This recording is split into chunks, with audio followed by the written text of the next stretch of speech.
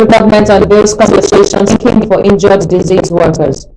The federal government has institutionalized a new compensation framework for civil servants who suffer work-related injuries, occupational diseases, disabilities, or death in line of duty. In a move aimed at strengthening welfare and workplace protection across the federal civil service, this was disclosed in a statement on Thursday signed by the Director of Works, Office of the Head of Civil Service of the Federation, Eno Olotu. The statement noted that the Head of Civil Service of Federation, D.D. Walsinjak, made the disclosure during the inauguration of the Employees Compensation Scheme help desk in Abuja, describing the initiative as a major welfare intervention for public servants. According to her, the scheme has been fully operationalized to ensure timely compensation and support for federal workers affected by workplace hazard. The Employees Compensation Scheme is a key intervention to provide timely compensation and support for civil servants affected by work-related injuries, diseases, disabilities, or death, Walsinjak said. She explained that the scheme was designed to complement existing staff welfare programs, including the group life assurance scheme, while widening protection for workers and their families. Walsinjak said the development underscored the commitment of President Bola Tinubu administration to improving the welfare, dignity, and safety of public servants. As part of the institutional framework for implementation, the Office of the Head of Civil Servants of the Federation signed a memorandum of understanding with the Nigerian Social Insurance Trust Fund to drive seamless execution of the program.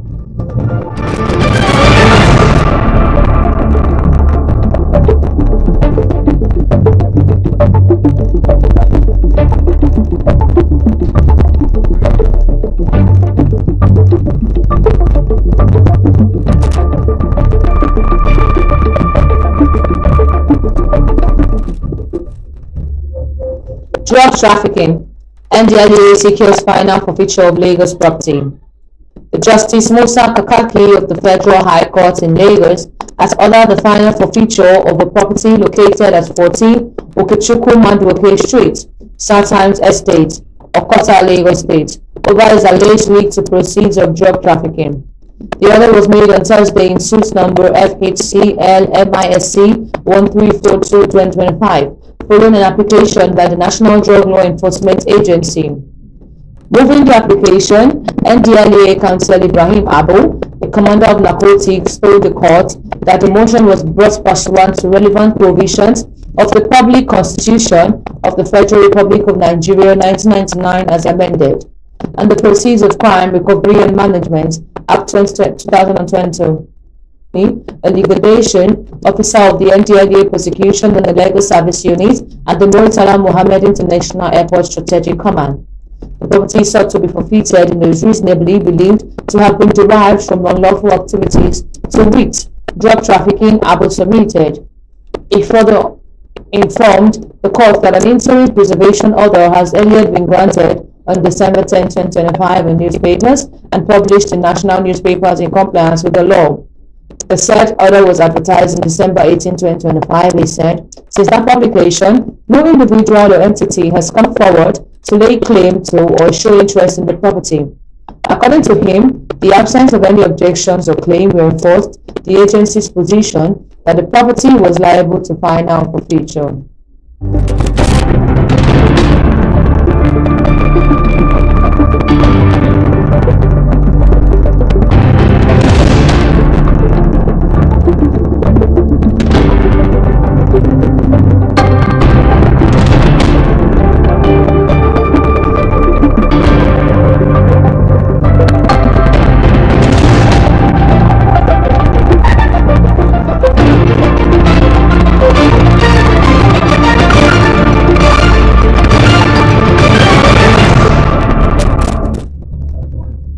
Sports.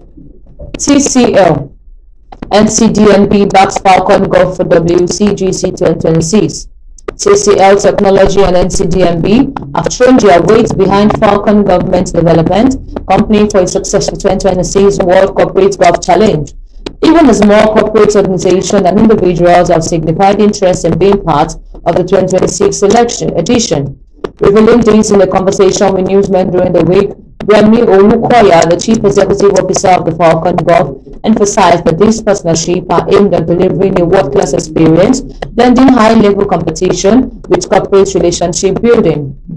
He said, with the coming of the brand on board, TCL is ready to help golfers create better living experiences through their inverter air conditioning range and from advanced QD mini LED to latest SQD mini LED technology, as well as the other meaningful and accessible innovations. In partnership with Sims Nigeria Limited, TCL is not just selling products but helping people create better living experiences through golf. With the partnership, WCGC has become a must-play for the discerning golfers. From all indication, the 2026 WCGC is shaping us to be a major event for the Nigerian community, especially with TCL, NCDMB, and SICF, leading a heavy-hitting list of sponsors. 2026 WCGC is positioning itself as a premier networking hub for all, Olukoya said. He emphasized that the tournament has been redesigned to offer deepening on the grain networking opportunities while promising golfers an unforgettable weekend of golf, relaxation, and entertainment. This year's edition of WCGC will take place at the High Bowl Golf section of Ikoyi Club, 1938 from May 29 to 31, 2026, with the World Final hiding in Beijing Ching's Bay Golf Country Club from October 19 to 23rd, 2026.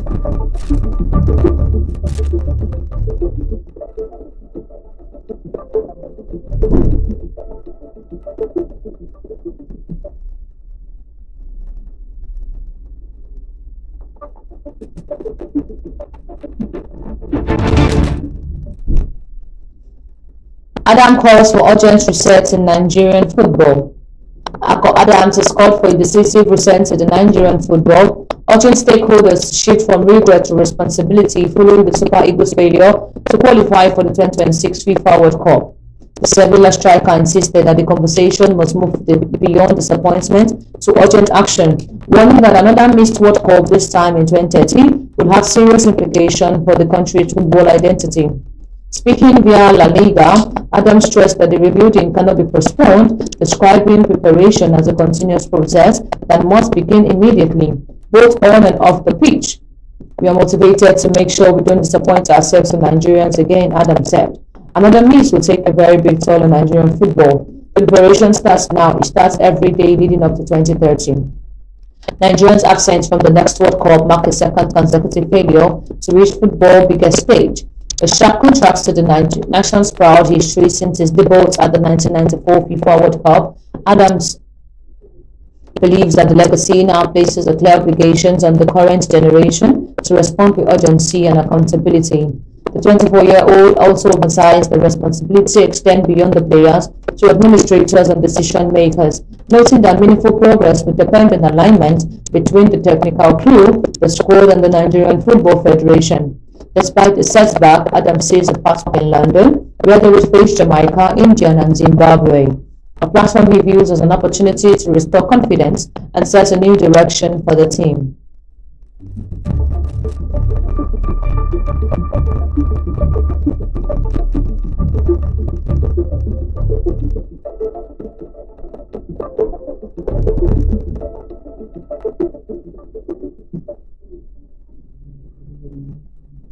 Entertainment.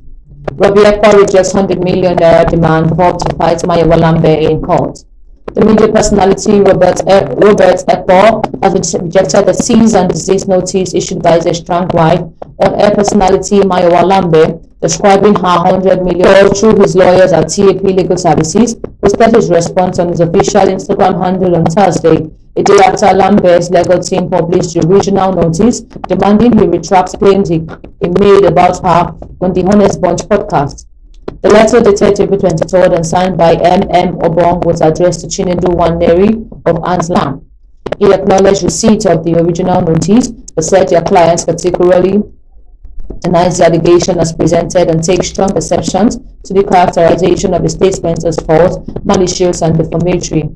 The letter reads, any statement made by him, whether privately or on public platforms, were based on his particular personal experiences, understanding of events and matters he reasonably believes to be true. At no time did he act with malice or with the intent to injure your client's reputation.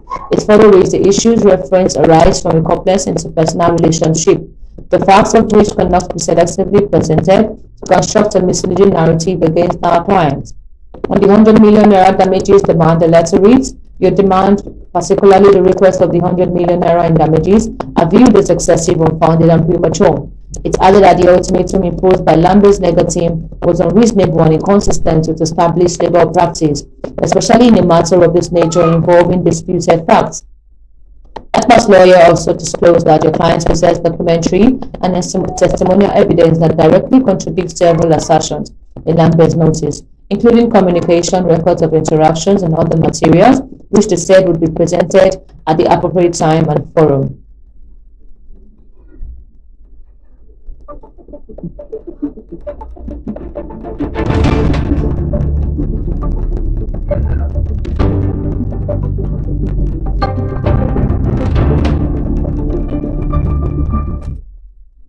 Recap of the headlines. Automatic ticket. Tinubu leaves lawmakers' fate in governor's hands. Federal government unveils compensation scheme for injured, diseased workers. Drug trafficking. NDLEA secures final forfeiture of Lagos property. Sports. TCL NCDMB backs Falcon Golf for WCGB 2026. Entertainment. Robbie Ekpo rejects 100 million naira demand, vows to fight Mayowa Lambe in court. Do follow us on all our social media handles, on Facebook, on WhatsApp, on YouTube,